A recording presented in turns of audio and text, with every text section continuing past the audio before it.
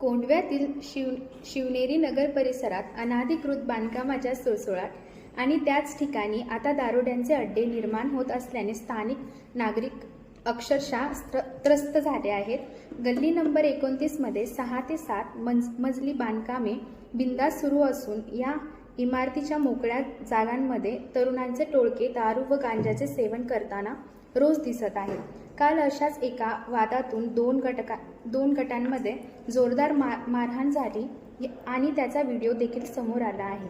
स्थानिक पोलीस आणि महानगरपालिका वारंवार तक्रारही करून अद्याप कोणतीही ठोस कारवाई झाली नसल्याने नागरिक भयभीत आहेत. आता या अड्ड्यांवर आणि अनधिकृत बांधकामावर कडक कारवाई करावी अशी जोरदार मागणी नागरिकांकडून केली जात आहे.